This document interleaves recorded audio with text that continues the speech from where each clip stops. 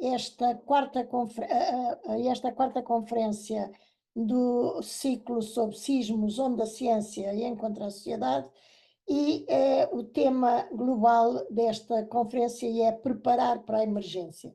Temos hoje connosco o professor Paulo Lourenço e Rui Pinho, que desde já agradeço o terem aceitado o nosso convite, e é para nós uma honra e um privilégio tê-los a falar sobre assuntos dos quais são os nossos maiores especialistas. Por um lado, o professor Rui Pinho, que vai iniciar, vai apresentar primeiro a conferência sobre reforço sísmico, salvar não só os edifícios, mas o planeta também. Seguido do professor Paulo Lourenço, que nos falará sobre património arquitetónico em risco, metodologia, ferramentas e aplicações. Muito obrigado aos dois, mais uma vez, por estarem connosco hoje, trazerem-nos conhecimento tão importante e que nos informa de uma maneira rigorosa sobre as consequências e sobre aquilo que está por trás, por trás do problema dos sismos, e como é que poderemos enfrentar ou saber algo que um cidadão possa e deva saber com rigor sobre estes dois temas tão importantes que hoje trazemos nesta quarta conferência. Muito obrigada aos dois por estarem connosco, e eu passava agora ao professor Carlos Sousa Oliveira a apresentação de cada um dos nossos conferencistas, que o fará seguramente muito melhor do que eu faria. Muito obrigada. Se eu posso intervir, só para dizer que na realidade a ideia é que começava primeiro o professor Lourenço e depois eu. Peço desculpa. Então, primeiro o professor Paulo Lourenço e o professor Rui Pinho. É verdade, tenho toda a razão que eu enganei-me. Fui pelo que estava não, e é isso que está, acho eu, aqui no anúncio, mas eu é que mudei. Peço desculpa. Professor Carlos Sousa Oliveira. Ora, então, muito boa tarde a todos. É com muito prazer que eu venho apresentar aqui os nossos convidados de hoje. Boas-vindas aos dois colegas de Estruturas e Engenharia Sísmica, nomes grandes a nível nacional e internacional. Um é professor da Universidade do Minho, o professor Paulo Lourenço, mas tem tido inúmeros trabalhos no domínio dos monumentos pelo mundo fora. E o outro professor é o professor Rui Pinho, trabalha em Itália, onde já sentiu vários sismos, não sei se 3 ou 4, e para além de sentir, tem colaborado nas ações que se seguem ao sismo, com todos os acontecimentos importantes que isso gera. Sempre que pode vir em Portugal, portanto não está desligado do nosso meio. Portanto, muito obrigado por terem aceito este convite, para estarem aqui connosco aqui ao fim da tarde, onde nos vão certamente ensinar muitas coisas das suas experiências profissionais, académicas, e portanto um bom haja. E creio que vai ser uma sessão extremamente interessante. Ora bom, eu não queria estar a demorar mais, não é?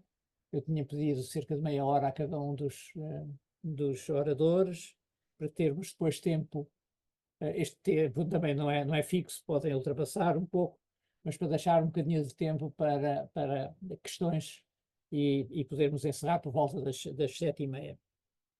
Ora bom, o primeiro conferencista é então o professor Paulo Lourenço, que é professor catedrático do Departamento de Engenharia Civil da Universidade do Minho, é presidente do Comitê Científico Internacional, é difícil dizer isto, do ICARS, do ICOMOS, sobre análise e conservação de estruturas do património arquitetónico. É especialista em conservação de estruturas, com trabalhos em mais de 100 monumentos, como tinha dito, incluindo 20 da lista de Património Mundial da Unesco. Especialista em projetos de melhoramento sísmico e conservação da Fundação Getty, nos Emirados, Estados Unidos, Myanmar e Peru. foi coordenador da revisão do Regulamento Europeu para a Alvenaria. É coordenador de mestrado internacional em análise de estruturas de monumentos e construções históricas desde 2007, com alunos de mais de 75 países, e Prémio Europeu do Património Europa Nostra.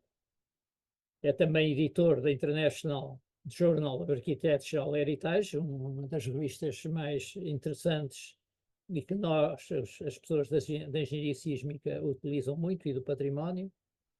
E tem 2 livros publicados, um em 2019, um em 2022. Eu creio que tem um currículo muito impressionante, não vale a pena estarmos agora a entrar nos detalhes, e eu passava a palavra ao professor Paulo Lourenço, para, portanto, pode usar o microfone.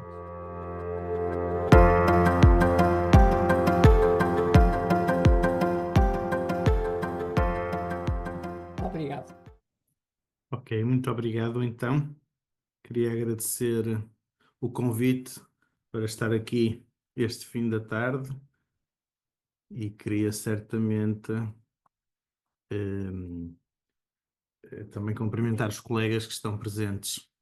Apesar de eu ter aqui só o meu nome, eu provavelmente não devia. Isto é um trabalho de muita gente, a quem eu agradeço certamente, e portanto acredito sempre que a ciência se faz em grupo, não apenas nas diferentes disciplinas, mas aos diferentes níveis da formação, e portanto felizmente tenho trabalhado com muita gente que permitiu apresentar aquilo que agora vos vou apresentar. Eu coloquei 2 slides introdutórios que têm a ver com património arquitetónico ou com património construído com valor cultural, e esta frase é uma frase relativamente conhecida de um sociólogo que estudava e que era professor de nacionalismo. E, efetivamente, se nós não tivermos passado, não temos presente e não temos futuro. E, portanto, o que nós tentamos fazer de alguma forma é reconhecer que os monumentos e o património construído com valor cultural é parte da nossa identidade. Portanto, nós conhecemos como membro de Portugal ou da nossa cidade, e sem esses monumentos perdemos identidade, perdemos nação. Eu gosto muito desta frase também do Winston Churchill, que eu costumo dizer de outra forma, que é: nós somos aquilo que construímos, e portanto, de facto, nós fazemos edifícios, mas os edifícios também nos criam a nós. E esta carta, digamos, a parte do património construído, também está muito ligado com a Unesco, e está muito ligado, de facto, com o facto de, digamos, de alguma forma, ser um contributo para a diversidade, ser um contributo para a compreensão entre diferentes culturas, se quisermos um contributo para a memória coletiva, mas existem vários documentos internacionais que quem de facto tem património arquitetónico tem de cumprir estas cartas internacionais, e esta é uma carta muito interessante porque diz que o património está em perigo. Está em perigo devido à ignorância, está em perigo porque ele, em muitos casos, ficou obsoleto, está em perigo porque, de facto, sofre deterioração, porque está abandonado. E depois existem enormes pressões entre os transportes, entre o planeamento urbano, entre a especulação, e um grande risco é, de facto, nós, como humanos, que muitas vezes destruímos, não de forma propositada, mas porque o entendemos mal. E, portanto, este desafio que nós temos, que é um desafio, de alguma forma, que viola esta parte biológica, em que tudo tem um início e tudo tem um fim, mas nós gostaríamos que estes edifícios fossem transmitidos às próximas gerações. E, claro, estes edifícios foram normalmente preparados para ações gravíticas, ou seja, para o seu peso e para mais nada, e quando há um evento extremo, seja ele qual for, há perdas muito grandes. E temos aqui o exemplo famoso dos sismos, que falar aqui neste contexto não faz sentido nenhum, mas os sismos têm vários problemas. Um dos maiores problemas é que normalmente ocorre muito espaçado no tempo e ocorre não na mesma localização. E, portanto, isso de alguma forma implica que não existe uma memória coletiva de uma sociedade. Portanto, algo que aconteça não na mesma região, ao fim de 30 ou 40 anos de diferença, as sociedades não estão preparadas para isso. O que nós sabemos é que os sismos conduzem a cerca de 40 mil mortes por ano, isto, portanto, num contexto de, digamos, de desastres naturais, tipicamente é um valor relativamente elevado, num contexto de causas de morte é um valor baixíssimo. Portanto, nós temos muitas causas de morte que conduzem a 8 milhões, 2 milhões, 3 milhões, e, portanto, este é um valor relativamente pequeno nesse contexto, mas é um valor que tem este problema, que acontece numa zona do mundo, quando ele é muito forte, muitas vezes conduzindo a 100 ou 200 mil mortos num prazo muito curto, em minutos ou em horas, e isso é totalmente, digamos, inaceitável de um ponto de vista de sociedade e altamente disruptivo para o local onde ele acontece.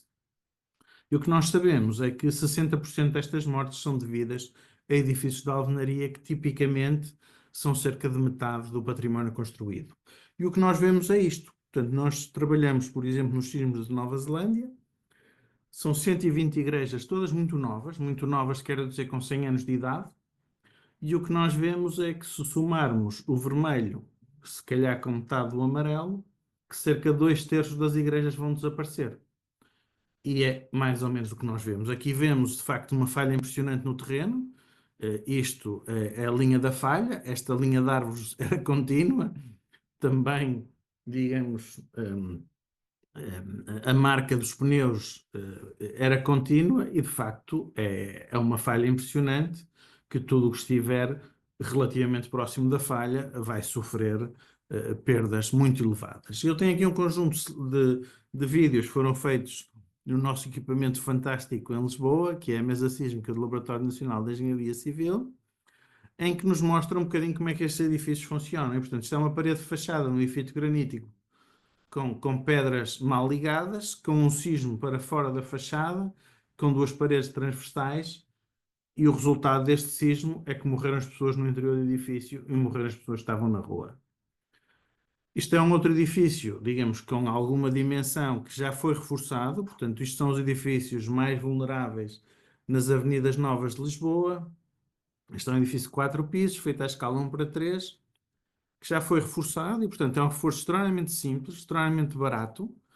Passou apenas por ligar as vigas do pavimento de madeira com as fachadas com uma chapa metálica e com um tirante e lateralmente com uma cantoneira, porque lateralmente não é possível ligar ao edifício do vizinho.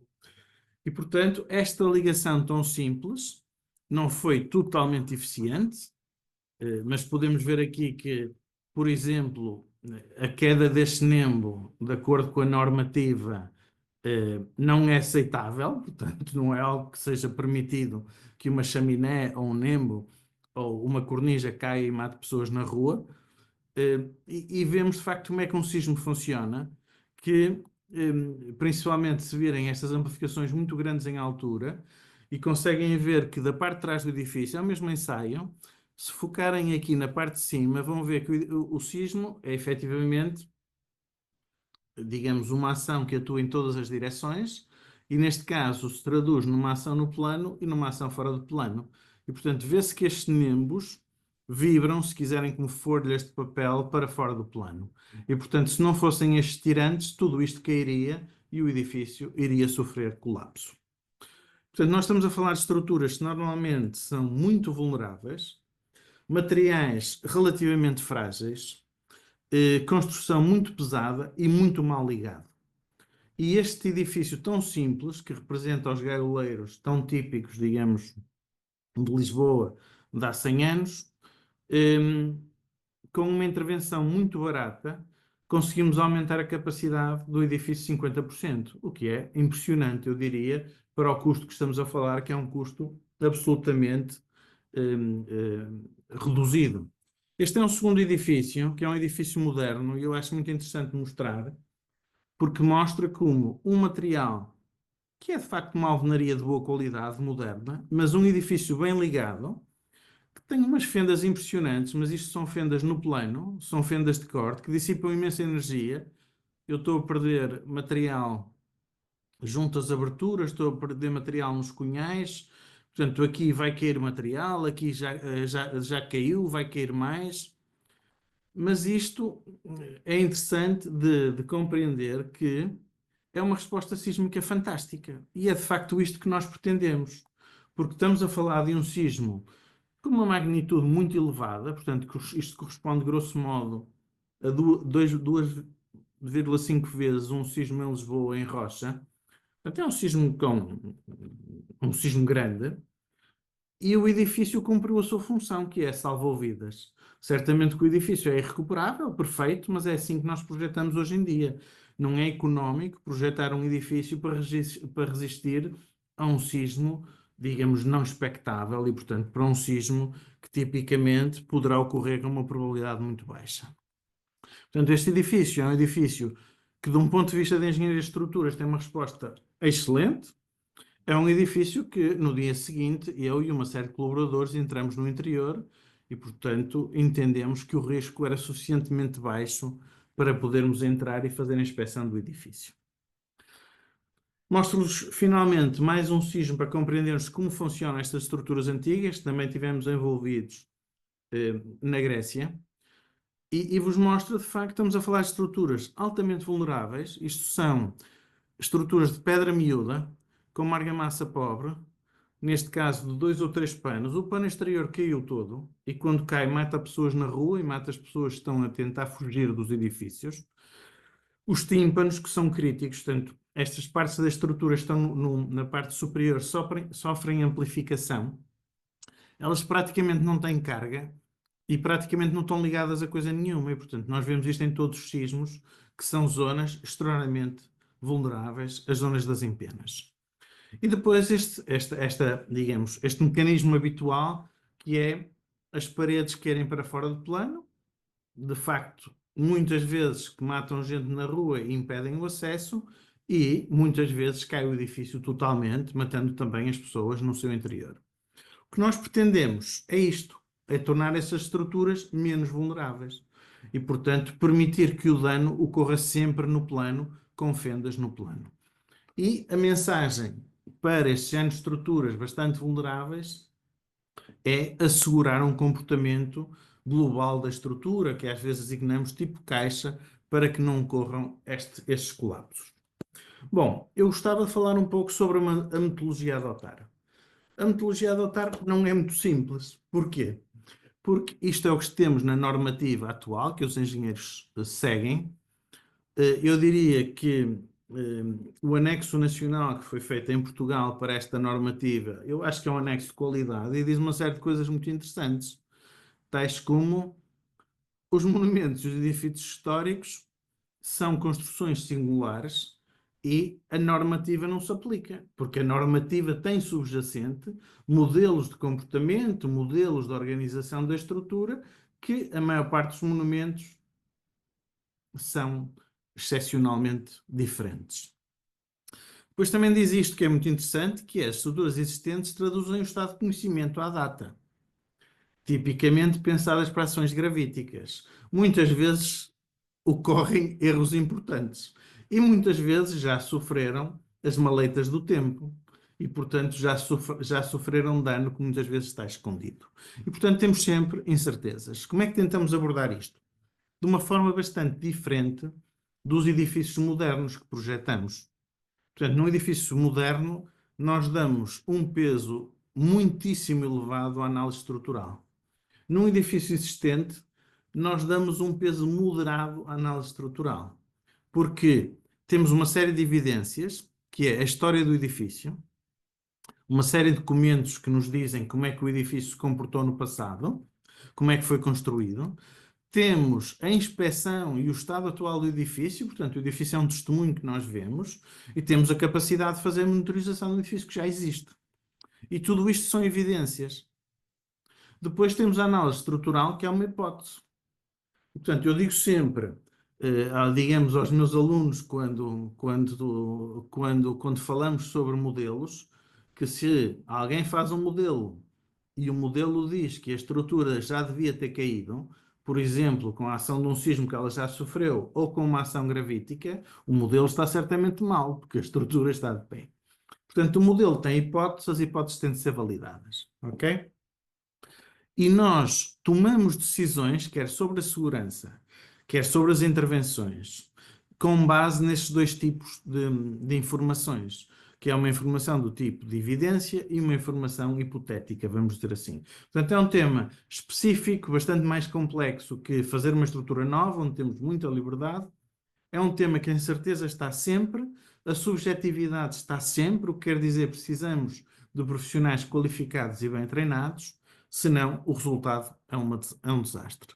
Portanto, nós normalmente dizemos que é uma abordagem muito próxima da medicina, que é, temos de fazer um diagnóstico, se o diagnóstico estiver errado, tudo o que vem a seguir está errado, temos de fazer uma avaliação de segurança, se a avaliação de segurança estiver errada, tudo o que vem a seguir estará errado, ou temos intervenções muito caras e muito prejudiciais para o valor cultural do monumento, ou temos intervenções que conduzem a um nível de segurança extraordinariamente baixo. Portanto, tudo isso é inaceitável. E é um processo que, digamos, nestas 3 etapas, não podemos fazer erros. O conhecimento disponível hoje em dia é impressionante. Eu, quando comecei a trabalhar neste campo, não sabia nada, ou sabia-se muito pouco, vamos dizer assim. O investimento que existia na engenharia civil era muito focado nas construções novas, na construção de betão, na construção metálica. Hoje em dia existe imenso conhecimento disponível a todas as escalas, da escala nano até a escala enorme. Temos ferramentas cada vez mais rápidas, cada vez mais baratas, que nos permitem ter um modelo virtual. Temos ferramentas que nos permitem, digamos, no próprio gabinete, nós fazermos uma inspeção mais refinada e, se termos dúvidas, complementar as dúvidas com esta apreciação no local detalhada. E esta reconstituição virtual absolutamente fantástica e cada vez mais rápida, cada vez mais económica. Pode ser baseada em laser scanner, pode ser baseada em drones, pode ser baseada pura e simplesmente em fotografias. Depois temos ferramentas que usamos correntemente em medicina, todos sabemos o que é uma tomografia, o que é que são ultrassons, nós usamos isto nestes monumentos. E tem, por exemplo, aqui uma termografia que através, digamos, da emissão de calor, nós conseguimos detectar, isto é, por exemplo, no Palácio de Belém, algumas destas fotografias, outras no Peru, conseguimos saber que tipo de parede e de laje é que temos. Conseguimos fazer tomografias de velocidade de propagação de ondas que nos dizem, por exemplo, aqui que a velocidade é muito baixa e aqui isto quer dizer que eu aqui tenho panos desligados e, portanto, tenho que fazer alguma coisa. Ou desligo com um elemento metálico, ou injeto, ou faço uma reconstrução, alguma coisa tenho que fazer. E tem ferramentas, por exemplo, eletromagnéticas que nos permitem verificar onde são as armaduras, o diâmetro das armaduras, saber a profundidade de um arco de alvenaria, saber o intradorso, o extradorso, o enchimento que temos. Temos ferramentas cada vez mais valiosas. Temos ferramentas de monitorização muito baratas hoje em dia, cada vez mais fáceis de instalar, sem fios. Portanto, aqui há uns anos, eu diria que, por exemplo, a monitorização dinâmica sem fios era impossível. Hoje em dia estamos a chegar lá, mesmo para estes edifícios muito rígidos, que têm níveis de vibrações muito baixos, mas já lá estamos a chegar. E depois temos ferramentas de computação absolutamente excepcionais que estão associadas a ferramentas gráficas. Isto aqui é o Martinho de Arcada, isto é o Mosteiro Jerónimos, isto é uma igreja no Peru, isto é digamos, é o Templo de Évora, e portanto nós temos uma capacidade de simulação hoje em dia que quando eu comecei a trabalhar precisávamos talvez de 1 ano ou 2 anos de trabalho para fazer estes modelos, e agora os meus alunos de mestrado fazem isto em 3 meses e fazem isto com qualidade. E temos também técnicas de reparação e reforço cada vez mais avançadas, com materiais mais duráveis, mais eficientes, mais controláveis. Isto é um exemplo da nova normativa, portanto, a normativa europeia que vai surgir no próximo par de anos, em que, por exemplo, a informação sobre os materiais tradicionais já lá está, que que era informação que até há pouco tempo não existia. Portanto, eu diria que temos quase tudo, não há razão para fazer mal. Agora podemos dizer, então se temos quase tudo, já não fazemos investigação. Bom, agora vou falar das coisas mais difíceis e depois termino com as coisas mais fáceis. E mostro-vos 2 exemplos que nós trabalhamos recentemente de benchmarking, de comparação de análises. Este foi um estudo feito juntamente com uma série de colegas italianos de um modelo numérico, e portanto isto é um modelo numérico, não de mesa sísmica ou de ensaio estático, em que uma série de colegas foram convidados a replicar e prever o comportamento deste edifício com um conjunto de ferramentas numéricas. Portanto, algumas destas ferramentas numéricas são mais de investigação, outras são de projeto corrente, são os que os engenheiros usam no dia a dia. E chegamos a este resultado que não é brilhante. Isto é, tem aqui a média e depois isto são 9 previsões, vem aqui de 1 a 9, digamos, no eixo horizontal, e as variações são extremas relativamente à média. Eu não sei qual é o valor certo, nós não ensaiamos vários edifícios, sabemos é que existe uma média destes resultados todos. E, de facto, estas análises que nós designamos por pushover, que é uma análise estática com uma distribuição de forças mais ou menos expectável em função da característica dinâmica dos edifícios, mas estas análises, e nomeadamente os deslocamentos, são muito sensíveis às decisões que os analistas tomam na modelação. Portanto, isto não é um resultado muito brilhante. Um segundo exemplo. Neste caso tivemos 25 especialistas envolvidos, 18 previsões. Foi também um ensaio feito na mesa sísmica do LNEC. É um exemplo parecido com o primeiro que eu vos mostrei, mas da alvenaria de tijolo, em que tem 2 paredes transversais. Esta tem uma abertura, aquela parede transversal também tem uma abertura e o sismo ocorre numa direção perpendicular à fachada. E isto portanto, podem ver que foi um colapso extraordinariamente frágil, muito rápido. Isto é o mesmo ensaio, em câmara lenta. E vem aqui um V fantástico a formar-se. Estão a ver, primeiro para dentro, depois para fora. E digamos, esta empena, ou este tímpano quase cai, mas não cai. Novamente o V formado. E a seguir cai um bocadinho. E cai também esta parte de trás da parede transversal. E depois isto vai cair. E este nembo quase cai. Então o que é que nós vemos? Vemos uma mecânica de blocos rígidos em que estas peças caem em grandes blocos, que é algo muito diferente de um edifício tradicional, moderno, metálico ou de betão armado, em que existe de facto o dano muito mais distribuído. E os resultados também não foram muito brilhantes, também não são muito maus, temos de ser realistas, que é, nós pedimos a uma série de gente para prever, e em média a previsão até estava bem, mas quase todas as equipas fizeram previsões do lado da segurança, o que é bom, é conservador. E, portanto, o que eu quero dizer é que o ensaio experimental teve mais capacidade do que aquela que nós prevíamos. E isso é bom porque nos dá segurança. O problema é que nós temos colapso extremamente frágil e extremamente sensível a muito pequenas alterações em qualquer coisa. Portanto, hoje em dia nós temos claro que estas estruturas têm de ser tratadas de uma forma probabilística e nunca de uma forma determinística. Temos trabalhado alguma coisa, digamos, neste cenário. Tem aqui, por exemplo, uma igreja e as ferramentas modernas de análise em que nós pegamos na igreja e a transformamos num conjunto de blocos rígidos e depois podemos aplicar dinâmica ou estática. O regulamento normalmente aplica ou estática baseada em forças ou uma verificação em termos de deslocamentos. Aqui começamos já com um problema, que é, quando fazemos verificação em termos de forças, uma verificação em termos de forças não é sensível à escala.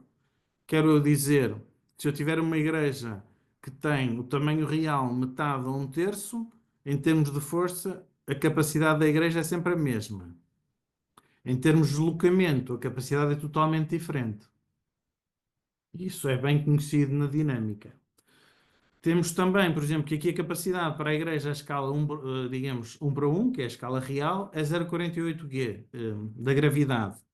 Vamos dizer assim, em função desta avaliação de segurança baseada em deslocamentos. Quando pegamos num espectro e através de técnicas mais ou menos sofisticadas, ou do ponto de vista regulamentar, ou em espectros reais, os transformamos e fazemos uma avaliação, vemos que, novamente, digamos, em termos de regulamento, a dispersão é enorme. Quando passamos, em termos de um sismo, digamos, de projeto regulamentar, isto devia ser 1. Quando passamos para sismos reais, a variação em termos de 1 é enorme, mas quando pensamos num bloco rígido, e quando é que um bloco rígido instabiliza? O bloco rígido instabiliza quando, digamos, o peso, a ação da gravidade, sai fora do eixo de rotação do bloco rígido. E, portanto, nós temos capacidades muito, muito grandes. A capacidade última é 2,5. O regulamento normalmente considera 40% desta capacidade e em nenhuma destas análises praticamente nós chegamos à capacidade sequer regulamentar. Isto quer dizer novamente que estamos um bocadinho do lado da segurança, mas que não estamos a replicar bem a dinâmica destes corpos. E isto confirma-se quando passamos à engenharia. Portanto, isto é uma igreja que nós trabalhamos também em Famagusta, no norte de Chipre. Isto é uma análise típica da engenharia em que fazemos uma série de ensaios no local, fazemos um modelo, definimos modos de vibração, aplicamos, digamos, as forças horizontais associadas a estes modos, transformamos isto num sistema de um grau de liberdade e fazemos verificação em termos de deslocamentos. E, portanto, temos aqui deslocamentos, se quisermos, alvo, para, digamos, este dano importante, que são 20 milímetros e 120 milímetros. E isto é uma análise estática. Quando passamos a uma análise dinâmica, verificamos que não estamos a replicar bem os deslocamentos. E, portanto, estamos muito longe nos deslocamentos dinâmicos, nos deslocamentos previstos por um método, digamos, estático, baseado em deslocamentos, seria um método dinâmico. E em função disto, nós de facto tivemos a capacidade de atrair um projeto europeu de grande dimensão. Portanto, foi uma bolsa do ERC avançada. Esta bolsa envolveu ou envolve cerca de 14 pessoas, portanto, 4 delas já seguiram o seu caminho e envolve, como estão a ver, 8 ou 7 estudantes de doutoramento. Estamos a tentar olhar, digamos, envolve um equipamento de grande dimensão com um sistema de correlação de imagem digital com 6 câmaras, que é o único. Na altura que foi comprada, só tinha um fabricante e não existia no mundo. Neste momento, não sei se já existe, mas há 3 anos apenas existia um fabricante que o conseguia fornecer. E permite-nos, por exemplo, isto é um ensaio recente, foi feito há 3 semanas ou há um mês. Nós, neste momento, já temos mais de 1000 ensaios em mesa sísmica e permite-me seguir qualquer ponto deste bloco. E, portanto, eu consigo saber exatamente quanto é que estes blocos se mexem e estou a fazer, como já disse, com 3 tipos de configurações de ensaios. Já fizemos mais de 1000 ensaios e vamos continuar mais um ano, provavelmente para chegar a 2000, em diferentes configurações. Portanto, novamente pensando em curvas de fragilidades experimentais. A ideia deste projeto é um projeto integrador, ou seja, é um projeto de engenharia, é um projeto que o valor é na integração e não apenas numa componente, e portanto começa na sismologia, passa por uma componente experimental muito forte, uma componente de modulação muito forte e gostaria de permitir melhores regulamentos. Eu vou-vos mostrar apenas o problema que eu dizia antes e um dos nossos resultados experimentais. Portanto, tipicamente, quando pensamos num edifício moderno de alvenaria, nós pensamos, de uma forma muito simples, num sistema, se quiserem, de um grau de liberdade que é este. Quando pensamos num modelo de um edifício existente de alvenaria, pensamos num modelo que é este. Que eles são iguais, a única diferença é que aqui a dissipação de energia é contínua e aqui a dissipação de energia ocorre cada vez que mudam o referencial de rotação da rótula à esquerda para a rótula à direita. E, portanto, aí há uma perda de energia. E isto são ensaios feitos também na mesa sísmica já há alguns anos, que vos mostram quando eu estou longe do colapso, e este sinal é um sinal determinístico, tem aqui 6 ensaios do mesmo bloco e o resultado, do ponto de vista da engenharia, é absolutamente igual. Quando passam para o colapso, o resultado é uma catástrofe. E, portanto, tem aqui 2 ensaios com resultados totalmente diferentes, 2 ensaios totalmente diferentes. O que nós estamos a fazer é isto. E, portanto, eu tenho aqui simulações numéricas e resultados experimentais, em que quando olham um para um, o resultado é uma catástrofe, e este resultado, digamos, a parte numérica ainda não foi atualizada, em função da informação que temos agora nova do projeto, mas quando olham para a curva de fragilidade, o resultado é bastante razoável, do meu ponto de vista, novamente, em engenharia para problemas complexos. E, portanto, estes problemas têm de ser tratados sempre do ponto de vista probabilístico. A questão que nós estamos a tentar resolver é conseguimos melhores regulamentos para estas estruturas, para além dos que temos. Ok? Resultados que temos, os regulamentos que temos não são maus, mas são essencialmente conservadores. Bom, vou-vos mostrar um par de exemplos de monumentos, das ferramentas que utilizamos, para terminar com a engenharia. Este é talvez, eu tenho 2 edifícios fetiches, um deles é a Câmara, digamos, é a sede do Porto, onde trabalho há cerca de 30 anos, e este eu acho que é um exemplo excepcional de persistência humana. É o 4º edifício no mesmo local, e os 3 anteriores faleceram com o sismo. E, portanto, eu acho que isto é de facto impressionante quanto à nossa capacidade, à nossa resiliência em não desistir. Tentaram em alvenaria, caiu. Tentaram em alvenaria outra vez, caiu outra vez. Disseram, a alvenaria não é bom, vamos fazer de madeira. E caiu outra vez. E depois disseram, vamos fazer metálico. E fizeram isto na Bélgica e trouxeram-nos e fizeram nas Filipinas. É um edifício altamente complexo. É um edifício que podem ver as dificuldades que nós tivemos na modelação. Portanto, o que tem aqui, quando passamos do modelo 1 para o modelo 5, foram alguns meses de trabalho e estes modelos são baseados no diagnóstico no local, portanto, numa equipa que vai ao local e faz muitas medições. Portanto, nós estávamos muito insatisfeitos com o modelo 1, com o modelo 2, com o modelo 3, até que atingimos um grau de satisfação em representar a realidade.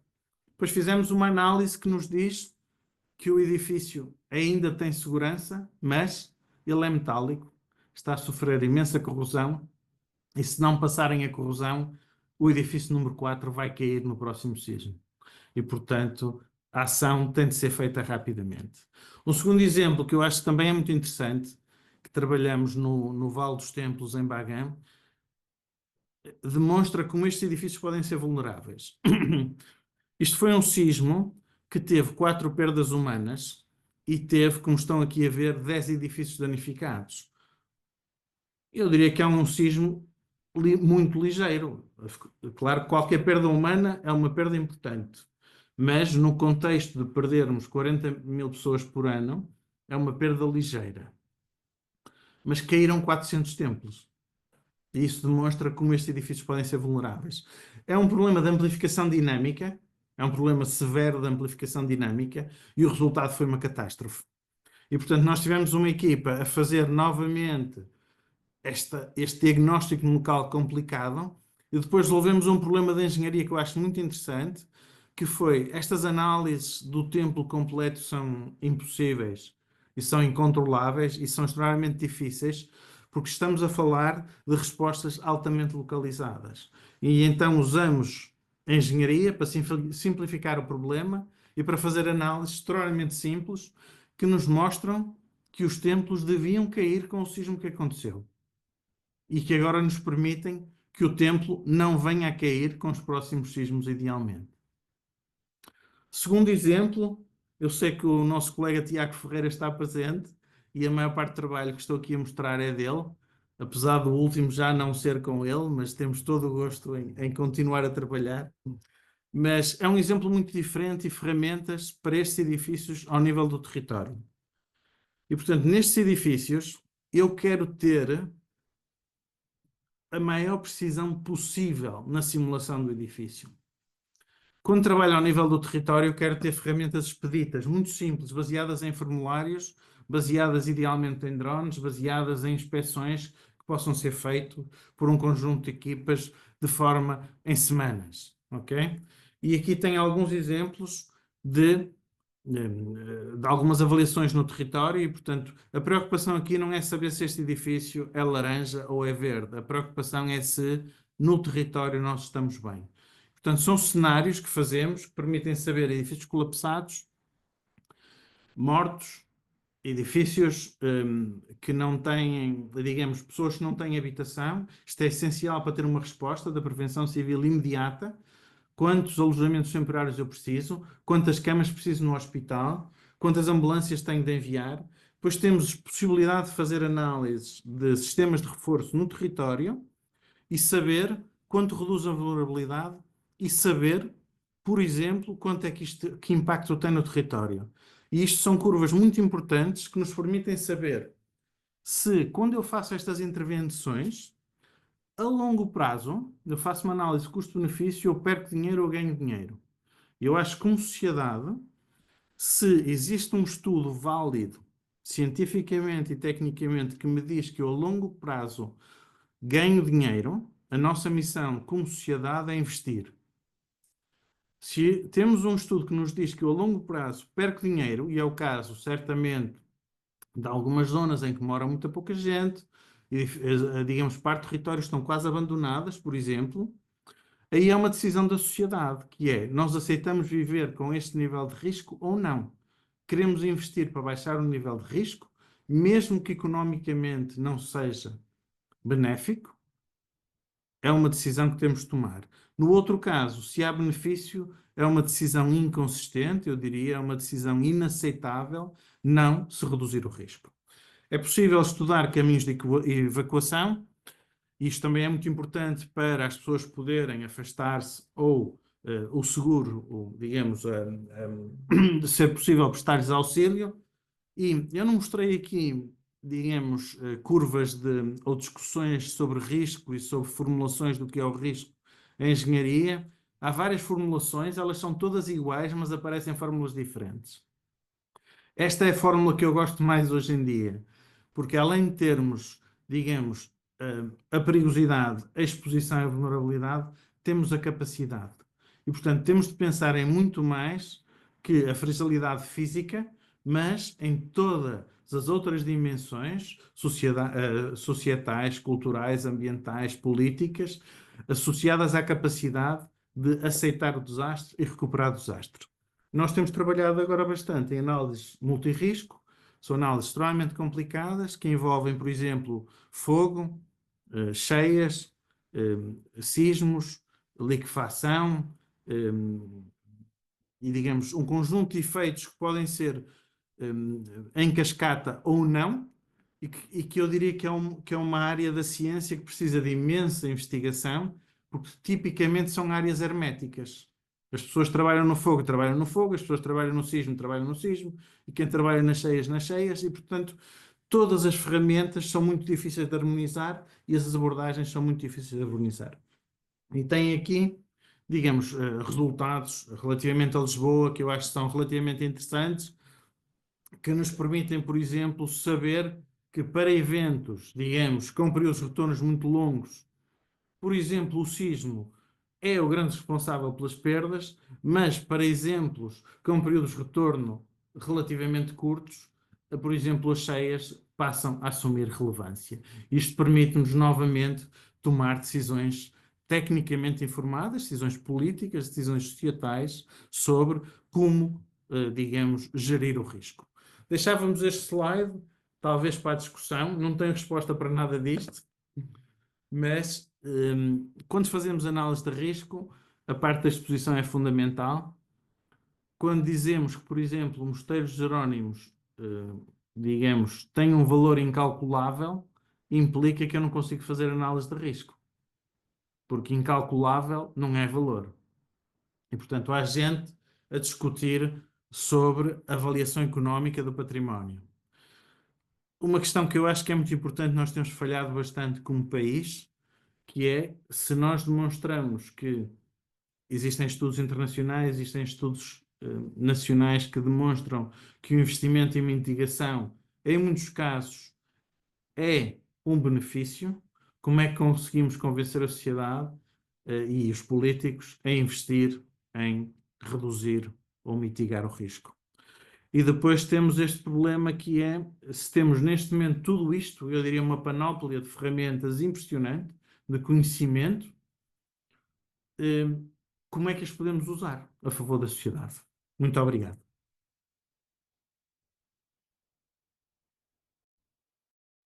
Ora, muito obrigado, professor Paulo Lourenço. Foi extremamente interessante a sua apresentação, tocou em muitos pontos, não é?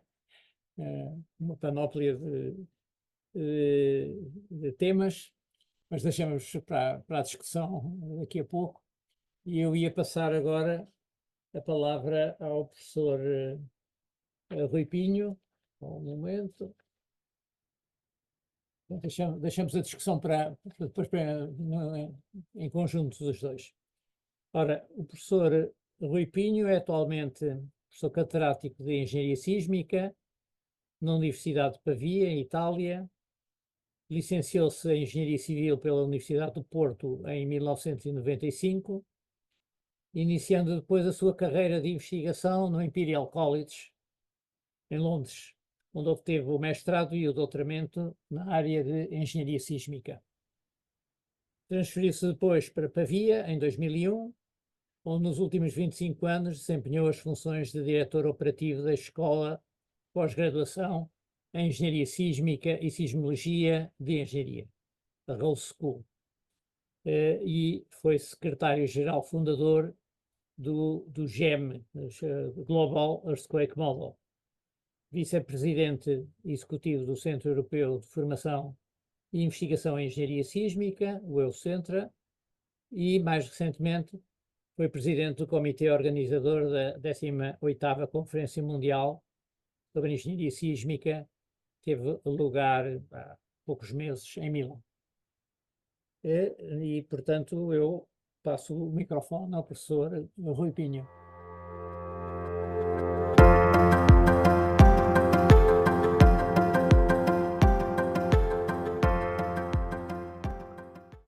Muito obrigado, professor Sousa Oliveira, muito obrigado pela introdução e também muito obrigado ao professor Sousa Oliveira e à Academia das Ciências pelo convite a vir falar com vocês aqui um bocado, com vocês todos aqui um bocado este fim do dia de hoje. Como já tenho certeza que já perceberam pelo meu sotaque, de facto, como dizia o professor Sousa Oliveira, são muitos anos que estou longe de Portugal, portanto é desde 1995 que deixei o nosso belo país e portanto, vocês vão me perdoar certamente se de vez em quando, para além do sotaque, se de vez em quando introduzo já estou a ter dificuldades, já comecei mal. Palavras italianas no meio de palavras portuguesas, são muitos anos. Eu vou tocar nesta próxima meia hora um tema muito diferente daquele tocado pelo meu colega professor Paulo Lourenço, mas ao mesmo tempo muito complementar, na minha opinião, e até se calhar até ajuda um bocadinho a pensar às respostas ou à resposta à terceira pergunta do professor Paulo Lourenço. Isto é, o facto que reforçar o nosso património de edifícios é uma coisa que devemos fazer não só para salvar os edifícios e para salvar as pessoas que trabalham, que vivem dentro dos seus edifícios, mas é também uma ação para salvar o nosso planeta. É um trabalho de equipe. Nesta slide eu menciono o nome de outras três colaboradores, mas na realidade, como já dizia o professor Paulo Lourenço, a investigação faz com equipes muito grandes, muito largas e não com poucos nomes. E aquilo que eu gostaria de começar para olhar de onde é que nós vimos. Portanto, a engenharia estrutural, o que é que fez até hoje a engenharia estrutural? De facto, a engenharia estrutural começou há muitos anos atrás. Isto aqui é uma fotografia, uma imagem de um templo do Egito, como vocês veem aqui, datado de 1200 antes de Cristo.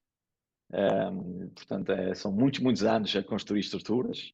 Isto é um aqueduto de Segóvia, é um aqueduto, portanto, romano, mas em Espanha, Segóvia, dos anos 80 depois da morte de Cristo.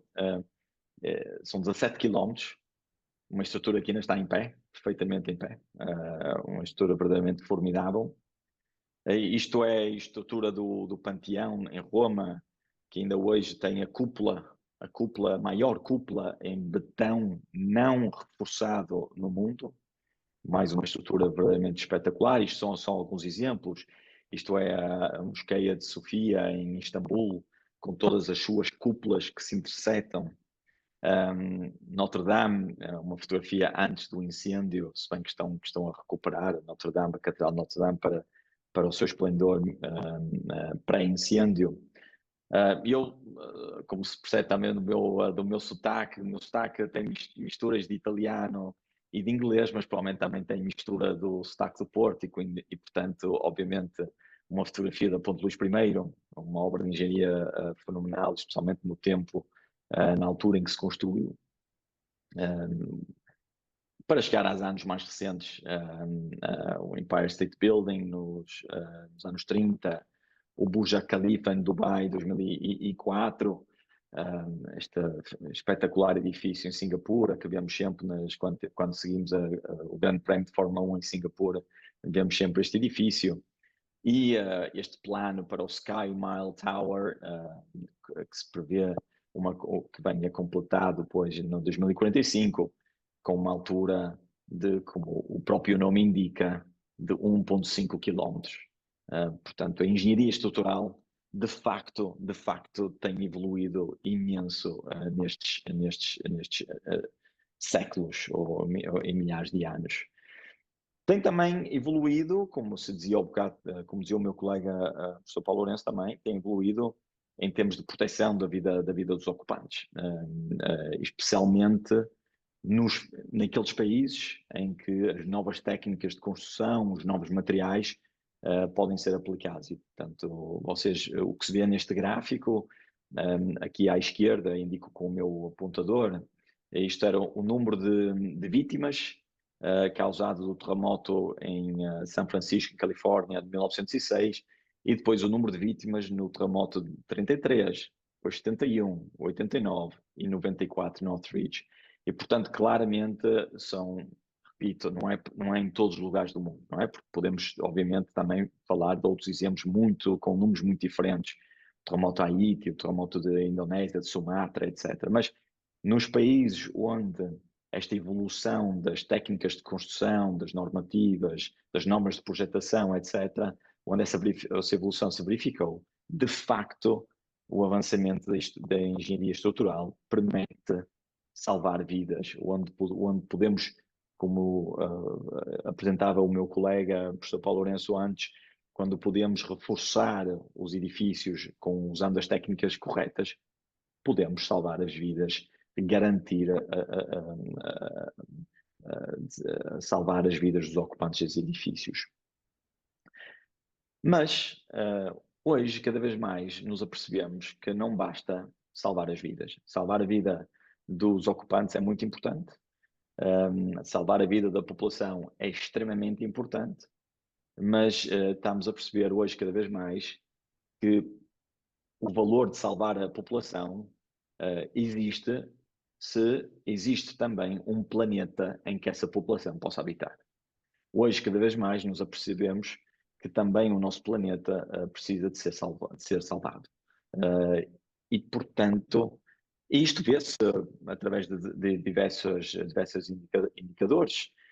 Tenho aqui algumas fotografias, isto é a variação, a redução dos glaciares, portanto, devido ao aumentar global da temperatura.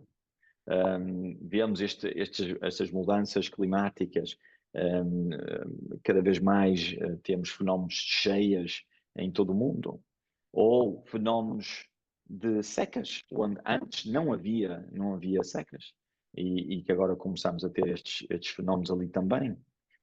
E de facto os dados falam claro.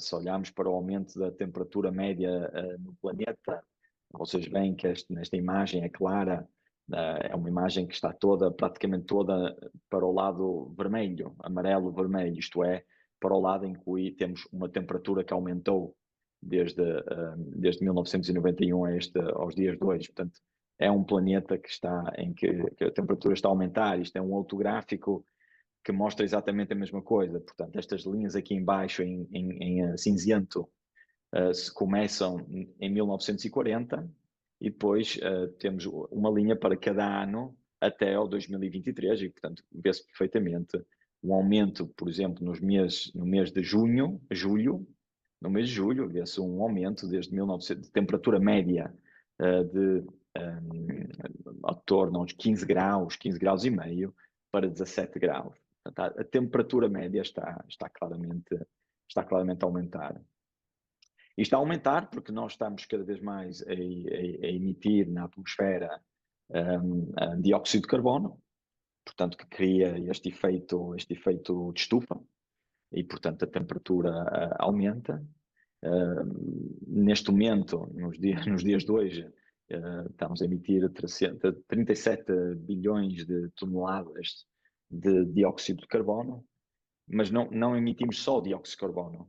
Emitimos também outros gases, como o azoto, como o gás metano, e, portanto, na realidade estamos a emitir não só 37 bilhões de dióxido de carbono, mas, na realidade, 55 bilhões de toneladas de equivalente ao dióxido de carbono. Portanto, quando se transforma todos os diversos gases que contribuem para o efeito estufa e se transforma em dióxido de carbono equivalente, os números são de facto alarmantes. Se combinarmos isto com o facto que a população continua a aumentar e, portanto, as previsões para 2050 são previsões que nos levam para um número, aqui a escala interrompeu-se, mas vocês veem-se aqui é 6 bilhões, 8 bilhões, portanto a previsão para o 2050 é de chegar, de superar os 9 bilhões de habitantes. Portanto, a população aumenta e, portanto, se a população aumenta também a emissão de gases para o efeito, que causam efeito estufa e, portanto, causam este aumento da temperatura. Isto é um fenómeno que, obviamente, é já conhecido desde há muitos anos e, portanto, em 97 houve este primeiro encontro que se realizou em Kyoto, no Japão, em que se tentou começar a trabalhar num acordo para fazer qualquer coisa para reduzir esta emissão de gases que contribuem ao efeito serra. E, de facto, em 2015, após quase 20 anos de negociações e discussões, houve em Paris este acordo internacional em que se metia como objetivo aquele de chegar ao 2030 com apenas um aumento de temperatura de 1,5 graus. Aí digo, obviamente, apenas entre aspas, porque o ideal seria ver zero, mas o compromisso foi apontar a 1,5 graus centígrados de aumento. No ano 2021, houve o COP26 em Glasgow, em que se fez um checkpoint para perceber onde é que estávamos, como é que estavam a correr as coisas, e como vou-vos mostrar num slide a seguir, as coisas não estão a correr bem, e, portanto, ajustou-se os objetivos, e, portanto, já não se aponta a 1,5 graus centígrados, mas a um 55% de redução da emissão de gases em relação àquilo que era emitido em 1990. E o objetivo de 1,5 foi-se alongado para muito mais tarde. E isso vê-se deste gráfico que vos mostro agora. Portanto, o que é que este gráfico me está a contar? Portanto, temos aqui a evolução histórica até os anos 2000, esta linha preta, e depois vemos aquilo que vamos obter até 2100, como vocês estão a ver aqui, este gráfico vai desde os anos 90 até 2100, se continuarmos com as políticas atuais. E as políticas atuais, se continuarmos assim, vamos ter um aumento de 2,5, 2,9 graus centígrados. Se tentarmos respeitar os targets definidos, revistos em Glasgow, 2,4 graus centígrados, se conseguir ir para além daquilo, 1,9, 1,5, 1,9, 2,1, o máximo que se gostaria de chegar eram estes 1,5 graus centígrados de que eu falava ao bocado. Neste momento, nós encontramos aqui. Portanto, neste momento, em 2024, 2025, temos esta grande diferença onde nós deveríamos estar nesta linha verde, nesta faixa verde. Isto é onde nós deveríamos estar. E isto é onde nós estamos neste momento com uma visão otimística daquilo que poderemos fazer. E se nós não conseguimos respeitar estes objetivos, as consequências estamos a ver, as consequências da mudança climática, estamos a vê-las, e eu já mostrei há um bocado algumas imagens, e vão continuar a verificar-se nos próximos anos. Agora entro com as construções. Porque é que eu falei em reforço sísmico para salvar o planeta? Porque o setor da construção é um dos grandes responsáveis pela emissão de gases que contribuem ao efeito estufa. E, portanto, nós vemos que os materiais de construção, a extração dos materiais e o seu processamento contribui com 50% do contributo do setor de construção. O consumo energético, portanto, os edifícios, o consumo energético dos edifícios contribuem e também imenso a nível de emissão de gases de efeito estufa. E depois a emissão direta portanto, o utilizo de gás nos edifícios para o aquecimento, para aquecer a água, para o aquecimento dos edifícios, contribuem diretamente a uma emissão de dióxido de carbono. E também os restos dos edifícios, ou porque os demolimos naturalmente ao fim da vida do edifício, ou porque o edifício ficou muito danificado e, portanto, vem demolido e, portanto, produz material, resto, que depois contribui também para esta emissão de gases CO2 equivalentes. Portanto, hoje em dia se percebe cada vez mais que temos que mudar muito o paradigma atual, e o paradigma atual não pode ser só, e até agora neste momento tem sido focalizado sobre estes 3 pontos, vocês veem aqui à esquerda, que é reduzir o consumo energético dos edifícios, portanto edifícios que sob o ponto de vista energético são edifícios muito mais inteligentes, muito mais otimizados, usar energia de fontes renováveis, usar materiais que têm um footprint, um footprint, portanto, produzem, ou para produzi-los, consumi-los ou emiti-los muito menos CO2, muito menos dióxido de carbono.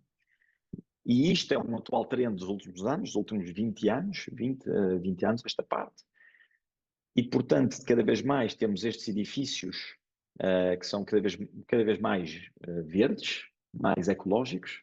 Mas o problema é que muitos destes edifícios que estamos a renovar e estamos a tornar melhores sob o ponto de vista ecológico, sob o ponto de vista de energético, na realidade são edifícios que foram construídos há muitos anos atrás, com os regulamentos de projetação sísmica que na altura não eram evoluídos como são hoje, porque os conhecimentos, como dizia o meu colega Paulo Lourenço, nos últimos anos evoluíram tanto.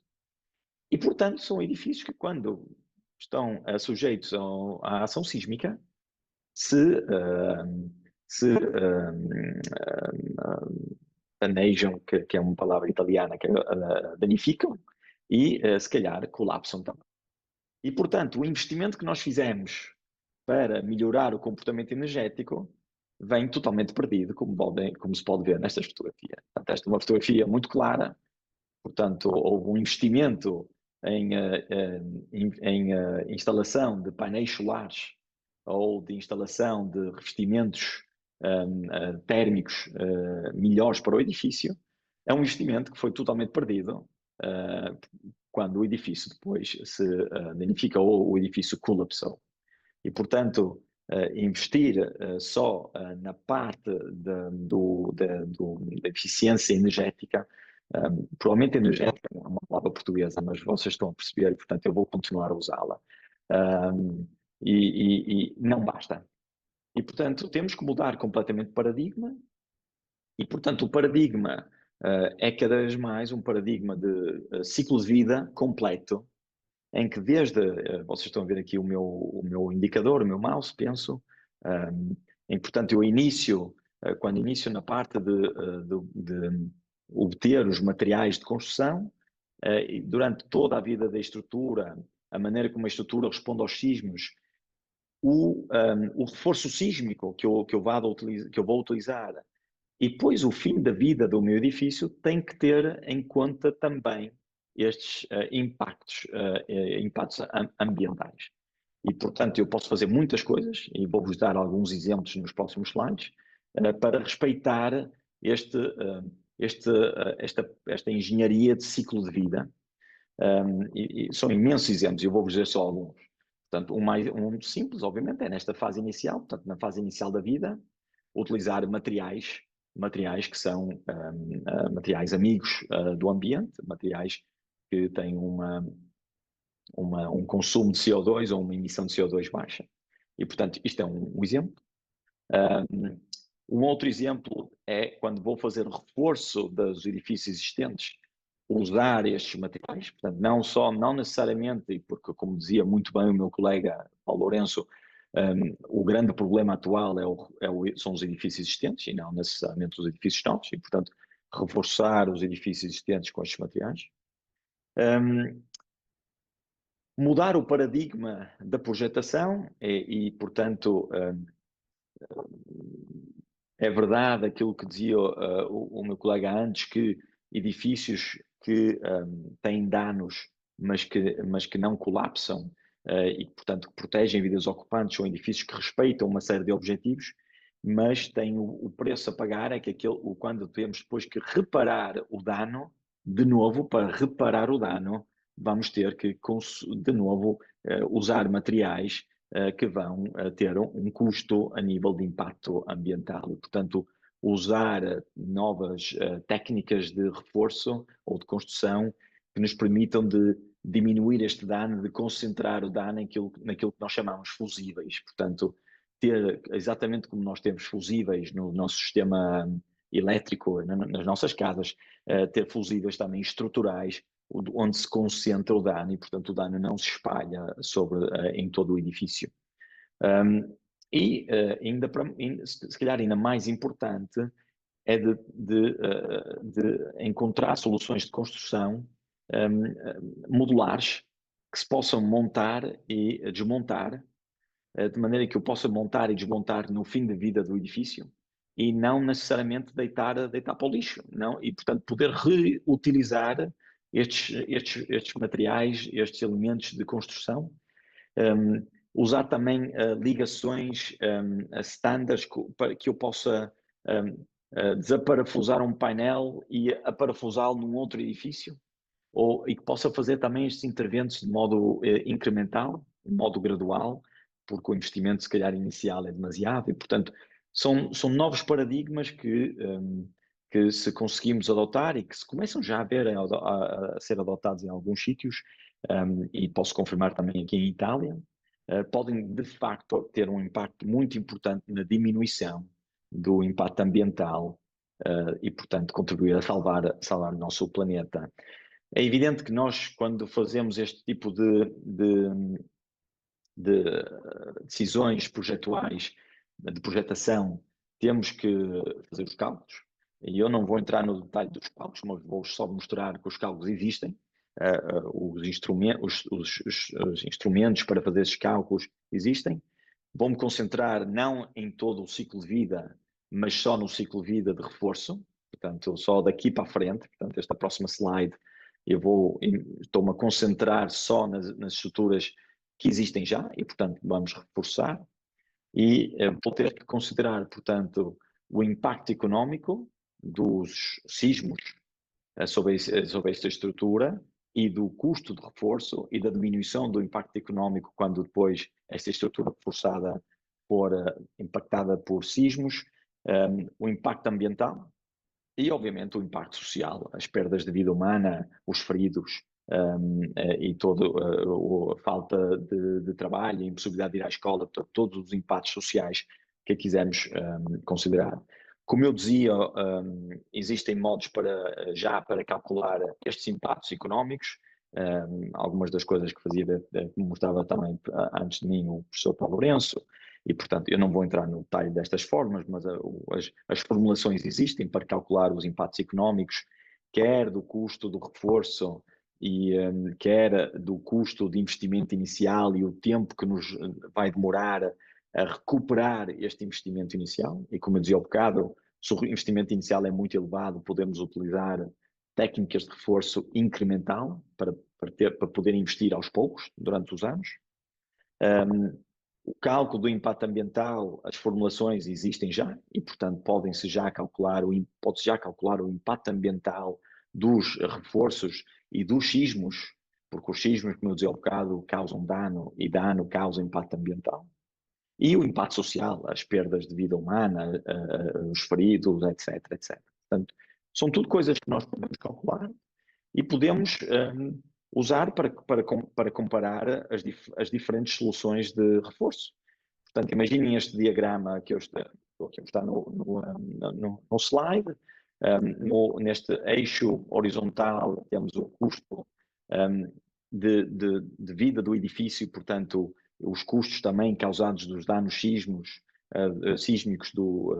causados pelos sismos neste edifício, as emissões de dióxido de carbono equivalente, o tempo que nos vai demorar a recuperar o investimento do reforço e as perdas sociais. E eu posso representar graficamente qual é a situação do edifício inicial, antes de fazer um reforço. Obviamente, neste gráfico, a parte esquerda, que é o payback, portanto, que é o tempo que demora a recuperar o investimento, obviamente é zero, porque é o meu edifício original, mas eu depois posso comparar com, se eu faço um reforço sísmico, esta área verde, portanto, com os vários parâmetros, tem esta dimensão, portanto, é uma área ainda relativamente grande. Vocês veem que com reforço sísmico, diminui muito as perdas de vida humana, os impactos sociais e os custos económicos devido aos sismos, mas tem um impacto ambiental elevado, porque não considerei o impacto ambiental do meu reforço. Se eu fizer só um reforço ambiental, e portanto um melhoramento do comportamento energético do meu edifício, eu vou reduzir o impacto ambiental, portanto vocês estão a ver aqui o valor neste eixo vertical diminuiu, mas não diminui as perdas, os impactos sociais e não diminui os impactos económicos. E portanto aquilo que eu tenho que fazer, como eu dizia há um bocado, é este novo paradigma de um reforço integrado. Reforço integrado em que eu tenho em consideração quer as necessidades de reforço sísmico, reforço estrutural, quer as necessidades de reduzir o impacto ambiental. E vocês veem vê-se imediatamente que este gráfico, esta área verde, é mais pequena nesta situação. Portanto, o reforço integrado é o reforço mais eficaz para obter todos os objetivos que nós queremos obter. Se quiserem, podemos ver isto de uma forma gráfica diferente. Nós estamos habituados, nestes últimos 20, 30, 40 anos, a ver estas classificações energéticas, e quando compramos o frigorífico, ou até mesmo em relação ao comportamento térmico das nossas habitações, e portanto em que focaliza-se muito sobre este eixo vertical, que é o eixo do impacto ambiental. Mas na realidade, eu também estou interessado a reduzir as perdas económicas, como dizia também antes o professor Paulo Lourenço. E portanto, se eu tenho um edifício atual, que é este ponto cinzento, que se encontra numa classe D em termos de perda económica e impacto ambiental, o que eu quero eu não quero fazer só uma intervenção, um reforço sísmico, porque o reforço sísmico passa deste círculo ao triângulo, diminui as perdas económicas, mas não o impacto ambiental.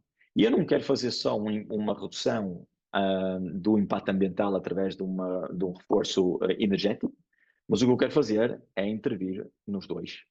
E se eu faço um reforço integrado, eu de facto posso melhorar a minha qualidade, a minha classe do edifício, porque estou a melhorar ambos os aspectos. Isto aqui são 2 exemplos numéricos, que eu agora, para respeitar os 30 minutos, que acabei de chegar a 30 minutos, vou percorrer muito rapidamente. Portanto, 2 edifícios, uma é uma escola, um outro edifício residencial. Fizemos uma análise das perdas devido ao sismo, quer para a escola, vocês veem aqui as perdas económicas, médias anuais, o impacto ambiental devido ao sismo, porque eu repito, o sismo causa um impacto ambiental e as perdas sociais. Faço o mesmo para o edifício residencial, vê-se o edifício residencial tem perdas económicas maiores e perdas humanas sociais também maiores. Faço também uma avaliação do comportamento energético do edifício. A escola e o edifício residencial, como vês, a escola tem um comportamento energético pior, portanto, maior custo anual. E depois vou tentar intervir, quer fazendo um intervento sísmico, quer um intervento energético, quer um intervento integrado. E, portanto, não estou a contar-vos os detalhes, mas o resultado é este. Portanto, quando eu faço um intervento integrado, a solução é imediata. As áreas mais pequenas são estas em que se vê os dois interventos juntos. Portanto, quando vocês veem o mais, é um intervento sísmico, mais o intervento energético. E, portanto, em ambos os casos, quando temos os mais, quando combinamos ambos os interventos, é quando nós temos os resultados melhores. Portanto, para concluir,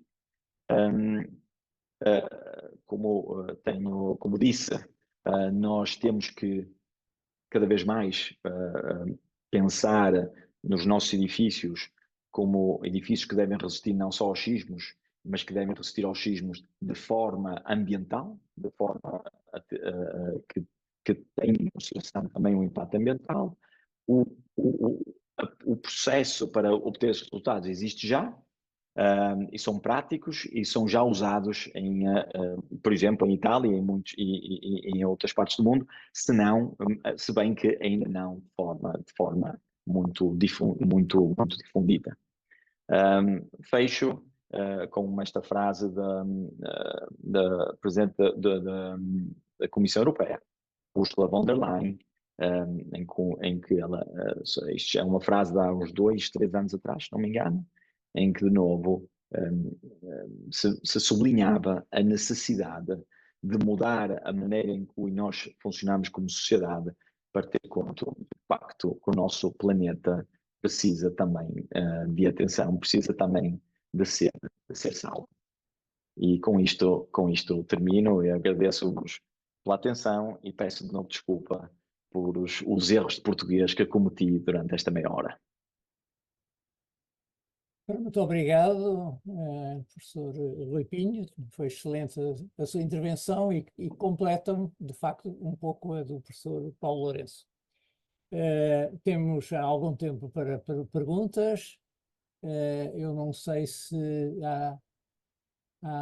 do público temos 40 e tal pessoas aqui a assistir, que é um número muito, muito bom, tem estado na média das nossas apresentações. Não sei se alguém quer pôr alguma questão. Acho que há uma questão no chat. Há duas no chat. Há duas. Eu não consigo ver aqui. Consegue ver? Sim, sim, sim, sim. Uma é Podemos do começar Miguel por aí. Miranda, que tem uma pergunta para Paulo Lourenço. E a outra para o Rui Pinho.